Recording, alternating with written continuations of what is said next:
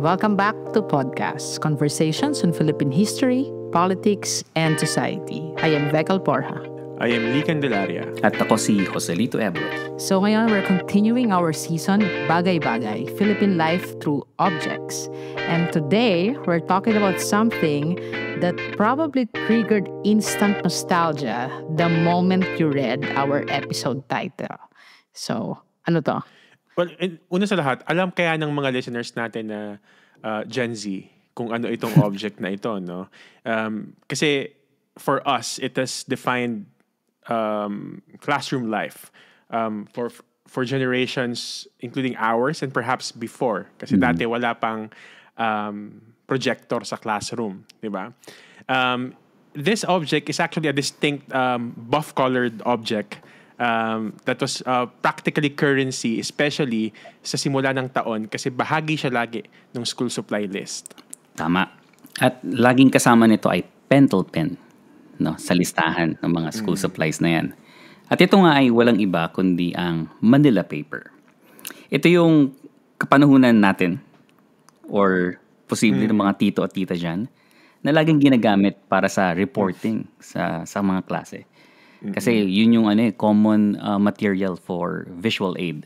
Exactly. So sobrang fascinating how this simple sheet of paper carries so much history and meaning.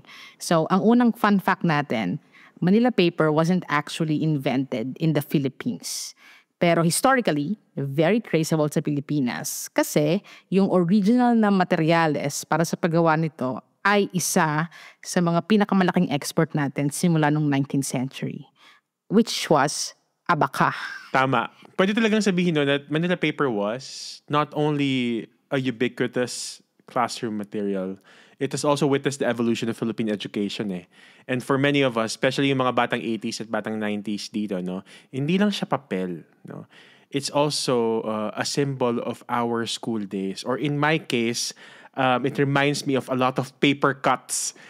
Paper cut? Yung Manila paper na yan, ang daming sugat na ano yan sa kamay ko. No? Kasi kailangan siyang hati-hatiin, di ba, into certain portions. And yeah, yun lang yung memory ko talaga sa kanya. Anyway. Oo nga, no? Naalala ko, ginugunting pa namin yan para makatipid din. At parang or during the reporting. Saka sino ba naman yung hindi makakalimot na kapag assign ka na tagahawak ka ng Manila paper? Alala ko na nag-volunteer ako laging tagahawak para may contribution pa rin. Pero hindi ikaw yung nasa limelight. O yung feeling na nagpanic ka kasi nakalimutan mong bumili ng Manila paper the night before your report. Hassle yun. Tama. So, guilty ako dyan. So, ganyan. So, today, we'll explore this humble yet iconic material that shaped how Filipinos learned, presented, and expressed creativity for generations. So, let's dive into the story of Manila paper. Ako, I can confidently say na lahat ng batang Pinoy na nag-aral, alam ang itsura ng Manila paper. Kasi distinct yung kanyang kulay. Yes, and yung kulay na yon hindi sa random color. Originally, it came from the natural color of Manila hemp fibers. O yung abaka nga na binanggit natin kanina. So kahit na later on, iba na yung ginagamit na material in its manufacturing, they maintain that signature color. Kasi bahagi na yun ng identity talaga niya. Saka texture-wise din, it's quite different from regular bond paper, no? May certain roughness kasi siya. And you can actually see the fibers if you look closely. Hindi rin siya smooth like yung papel na ginagamit natin for printing. Actually, yung texture na yan makes it perfect for certain uses din. No?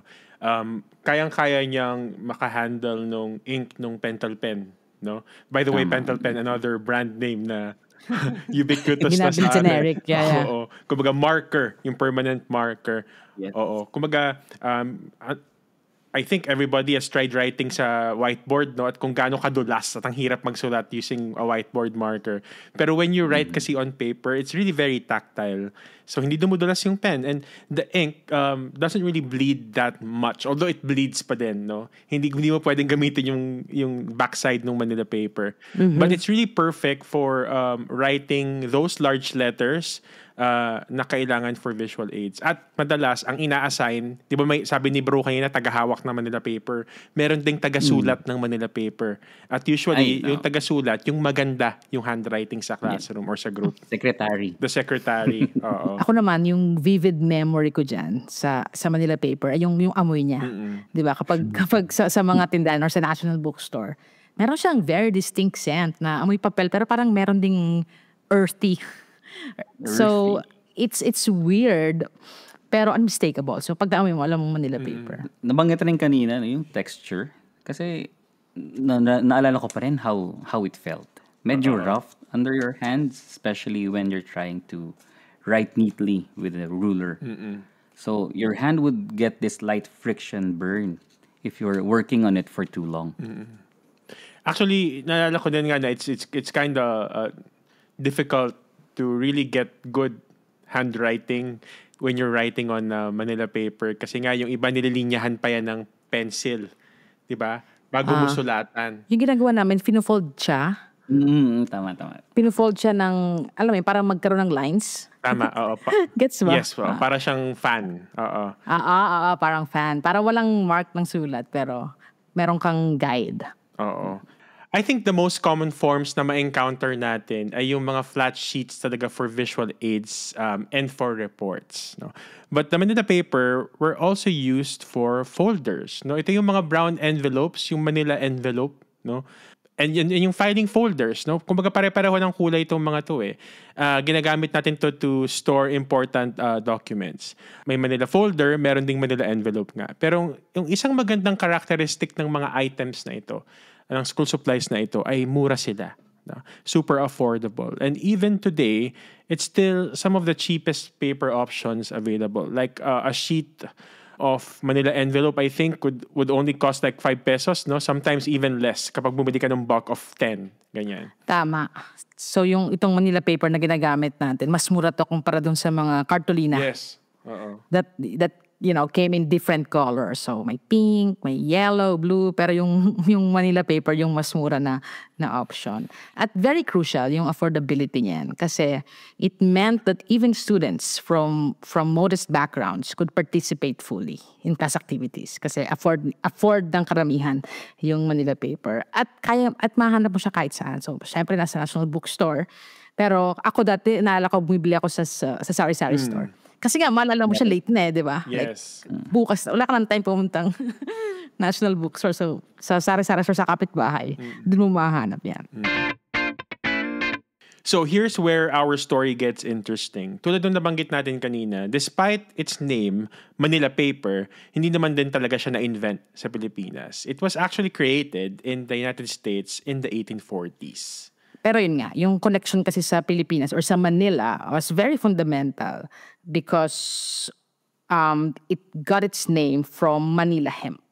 So yung specific na abaka na ginamit para dito noon ay specifically yung Musa textilis, a type of banana plant. So basically, American paper makers in the 1840s were recycling old ship ropes made from Philippine abaca, no, to create this new type of paper.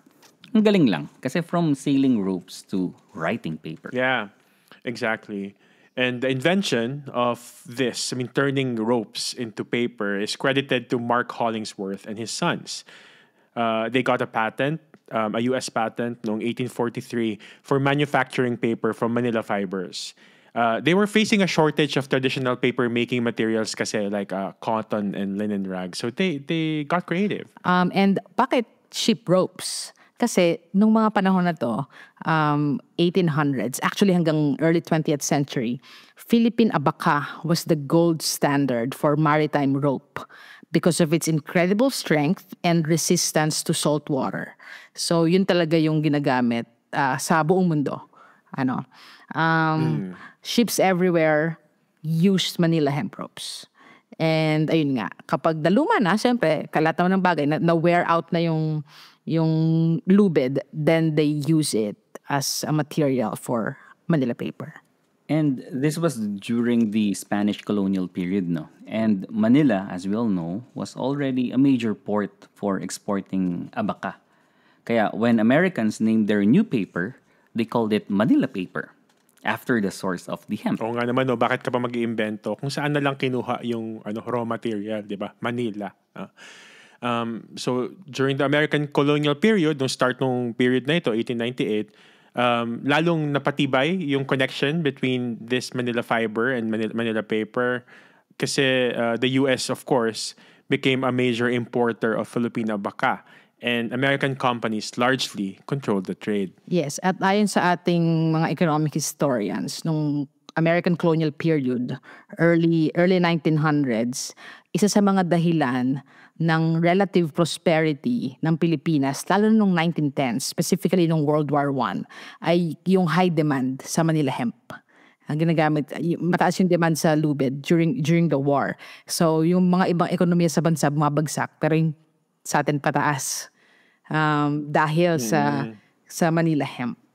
Pero yung Manila hemp bilang Manila paper, mas naging classroom staple lang sa atin in the immediate period of World War II. So immediate post-war period. Yeah. So after the war naman, there was a big push to develop Philippine-oriented educational materials. So yung Department of Education noon, or the Ministry of Education, encouraged teachers to create their own visual aids using locally available materials. At yun nga, yung Manila paper. Yeah, yun yung isa sa mahalagang mga trabaho ng teacher nun, di ba? They have to develop their own visual aids and bring it to the classroom as I mentioned before. Wala pang mga projectors nun at hindi mo gugustuhin isulat lahat by hand sa blackboard kasi uulitin mo siya sa ibang classrooms, no? So by the 1960s, 1970s, talagang naging standard na itong Manila paper sa ating mga classroom. Na-realize ng mga teachers na, yeah, it's actually portable. You just make your visual aids once and you can use it. Even use it the next school year, no? Kung maganda ito enough. In fact, naalala ko pa nga, nilalagay yan sa parang wooden na parang hawakan. Yeah. Tapos finiflip na lang siya. So para siyang flip paper or something. So, ito, isasabit lang sa classroom, madali siyang makita. Hindi mo nga kailangan ng blackboard, no? Para magamit mo ito, pako lang na may sabitan, pwede na. So, especially for teachers na hindi naman kagandahan ng sulat kamay, no? Pwede nilang gamitin ito for their to deliver their lesson more effectively sa kanilang mga estudyante. Pero yung golden age daw talaga ng Manila paper actually ay nung 80s at nung 90s. Talagang this was when Manila paper became really ubiquitous in Philippine schools. So lahat ng estudyante, they knew the drill. Any major reporter project, Manila paper yung bibili. Sakto rin yan kasi economic challenges during that period very prominent. And the debt crisis of the 1980s meant that schools had limited budgets and Manila paper was the most cost-effective solution for these visual learning materials. Over time, nagbago din yung material composition nitong Manila paper. By the late 20th century, late 1900s, sabi nga nila, most, parang ang layo, late 1900s, yung Manila paper, hindi na talaga siya gawa from abaka. No? Kasi mahal na yung abaka as a fiber. Hindi na siya kasing ubiquitous like before, no? Na pwede natin gamitin na lang as raw material. So manufacturers switched to wood pulp and recycled paper, but they kept the iconic color and the name. Naalala ko lang, no? Medyo dumulas nga siya. Parang later on. Yes. Kuminis. So, yeah. So, but the 2000s, in 2010s, marked the beginning of change. Kasi, yeah, na-start ng mauso yung mga computer sa mga classroom at mas common na rin yung mga LCD projectors. Diba? So, naka-PowerPoint na ngayon yung mga tao. Pero itong transition na to, it's still very slow kasi not every school had that technology. Ako nga, I finished high school in 2010. Age reveal. Pero, naala ko gumagamit pa rin kami yan. Mas madalas. And then came 2020, no? Lalo nung pandemic. So, biglang nag-shift tayo to digital learning. So, wala talagang choice yung schools kundi maging high-tech. So, in effect, yung DepEd computerization program accelerated. So, we introduced Google Classroom and other learning platforms na nagagamit at medyo nakalimutan na, no? Yung Manila paper. para na siyang relic from another era. Oo nga, no? Yun nga, kaya nga sabi ko kanina when we started, hindi ko alam kung alam pa ng mga bata to ngayon. I'm not really aware. But it's worth noting din na noong early pandemic, noong nauso yung mga printed modules, no, yun yung pinaka-primary learning tool, some parents reported buying Manila paper para may workspace yung kids nila sa bahay. Kasi nga naman, yung Manila paper, hindi lang din siya something that you write on. Actually, pinapang-cover din siya ng mga table. Yung mga teachers ko dati, ganun yung ginagawa nila sa tables nila. May cover, i-design nila yan. No? And Manila paper actually is useful for that purpose. So, even I think, nung panahon na yun, medyo nagka-purpose siya kahit papano. No? So ngayon, with initiatives giving laptops and tablets to public schools, especially in remote areas, parang we're seeing the end of an era na, no? Kasi teachers who used to spend hours writing on Manila paper can just prepare and can now prepare digital presentations in minutes using digital tools. Welcome back to podcast. So we're exploring the story of Manila paper and its deep connection to Filipino education and culture. As we have been saying, Filipinos who went to school in the 80s and 90s, para sa kanila, Manila paper wasn't just a school supply. It's a powerful memory trigger. At I'm sure maraming listeners natin ang napapareminisce when, they started listening to this story. Yeah. Actually, talagang it's a specific era of Philippine education, no? Especially sa ating mga batang 90s. Ako, I would really say mga batang 90s. Our school experience, Manila paper is right there sa ating mga HECAC classes, no, sa MAPE, Milo Champ programs, yung kumbaga it's really part of that era, yung mga specific things, no, na we attribute to that period kasama ron ng Manila paper. Totoo. So sobrang interesting how Manila paper became such a common experience na it didn't matter kung nasa private school ka or public school, kung nasa Manila ka or nasa probinsya, talagang alam mo yung ritual na nakapaloob sa Manila paper. Yeah, tsaka yung culture ng visual aids, no, that developed around Manila paper. Kumbaga, it's, I think, one of the skills that you had to learn. Kasi nga, without the aid of technology, hindi lang naman tayo nagsusulat ng reports. Kailangan din nating mag-present sa klase. No? So kasama sa skills na made-develop sa'yo isn't just presenting but also developing your own visual tool, no, when you're presenting.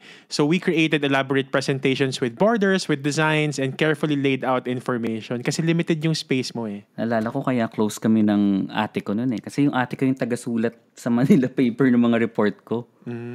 Well, ako yung content of course, pero siya talaga, alam ko kasi talagang siya eh, pulido magsulat. So mahirap pagkamali kapag nagsusulat ka sa Manila paper. Kasi di na maganda yung visual aid mo kapag may mga bura. Uso ko or talagang matik kapag ako yung nagsulat may bura. So, yeah. Totoo. Bilang pangit yung sulat ko talaga. Ako din, yung ate ko din yung taga-sulat sa Manila paper. So, hindi pwedeng awayin si ate pag may report kasi siya yung magsusulat. Pero, sabihin ko lang, it just shows how Manila paper fostered a collaborative culture. Yeah. Di ba? Kasi ako, I will not write the visual aid, pero pwedeng ako yung mag-report.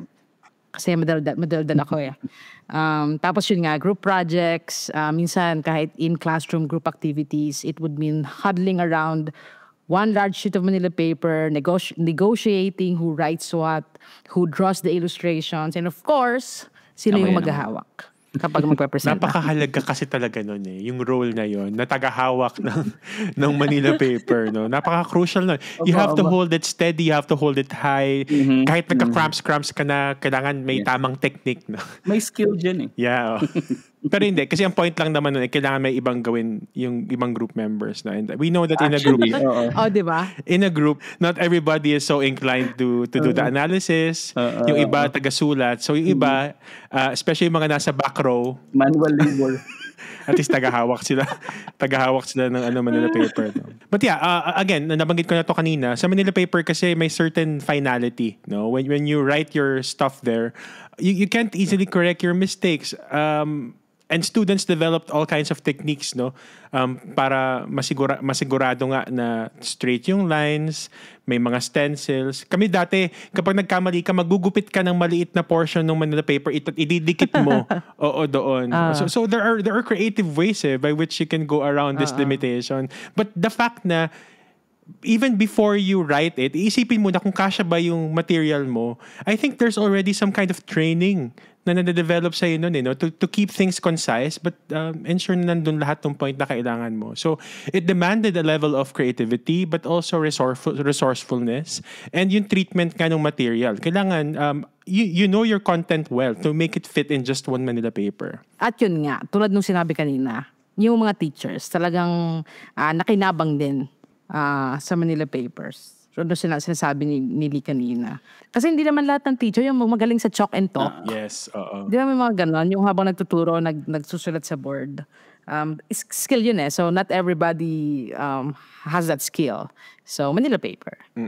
Yung iba pang teachers, talagang nag-a-assign ng yung mga secretary sa classroom. Sila yung taga-gawa ng visual aids nila. Tapos gagamitin na nila yun for several years, and so on. So, I think others would even write out solutions to math problems, summaries ng lessons sa Manila paper at home, tapos iti-tape na lang nila sa board. So, when teachers use this material as a visual aid, as a tool, talagang it also develops them in a way na they need to make sure na sakto lang yung ilalagay nilang content and so on. Kailangan accurate yung information kasi nga i-reuse pa ito. Even sa bulletin boards, no? Kasi dapat pulido yung sukat yung bulletin board mo in terms of like yung measurement, dimensions. Like bulletin boards natin may birthday calendars, class rules, pati mga achievement charts. And talagang dapat tumagal So dapat skilled ka sa paggawa ng ganito. And it's becoming part of classrooms character or learning environment. Although sa amin kasi Cartolina yan yung parang class president, yung mga ganun, isusulat kasi yan, di ba? Kasi mas special yung dating. Parang special yung class bulletin board. Pero meron ding Manila paper para cheap or affordable. So, para sa ating mga millennials or sa mga tita, mga Gen X, Manila paper really represents a kind of hands-on learning, di ba? To summarize, that's getting increasingly rare. And I think there would always be something about the physical act of creating these visual aids, yung talagang effort nung, alam mo yung paglatag mo paglatag mo ng Manila paper sa sahig at yung pagsusulat. Di ba? It's an experience na sobrang common dati. Yeah. Pero ngayon, I'm sure marami nang hindi nakaka-relate.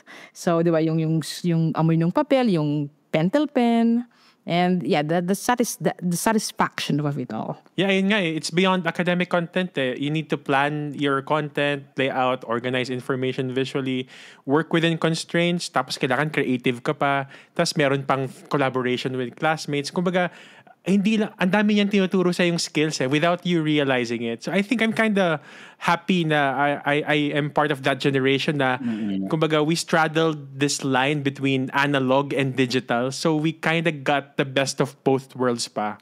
Tapos pag nare-recognize pa yung efforts mo, especially kapag nananalo ka sa contest or kahit yung officer ka ng class ninyo, and then you made this wonderful looking bulletin board. Talagang napapawaw sila. Yeah. And yung validation hit na yun, well, it hits differently because you made it with your own hands. So today, Manila paper, of course, it's not really just a crossroads. I think talagang this digital revolution, it already changed how students create and present information. Tama. Saka very dramatic yung naging shift talaga. Diba? Halimbawa, sa Pilipinas na lang which actually is like, kung tutuusin, we're not a very rich country, pero talagang namigay ang gobyerno ng mga laptop, mga tablets sa mga eskwelahan.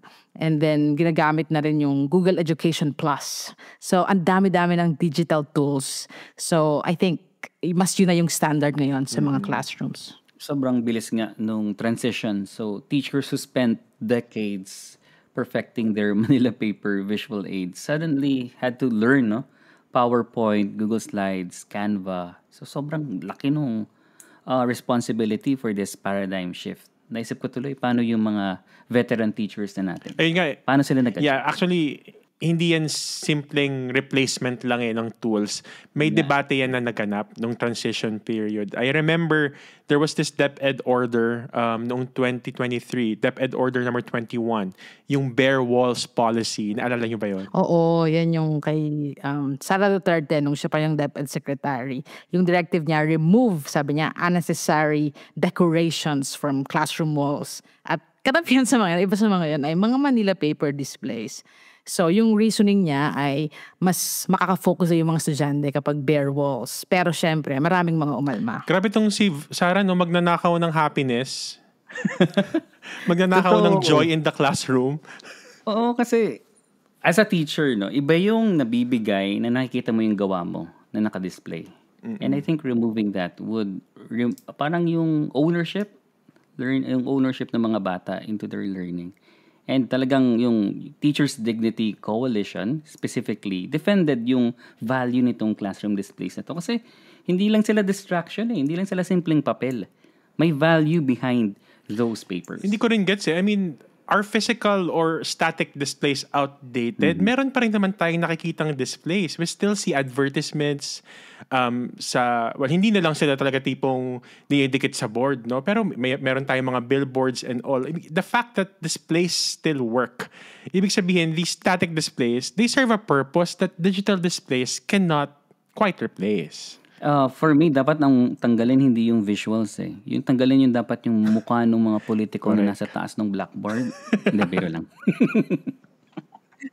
Ayun nga Saka yung ganyang mga reasoning, issue rin yan ng equity 'di ba? So, i-concede naman natin na 'di ba, digital tools really offer amazing possibilities.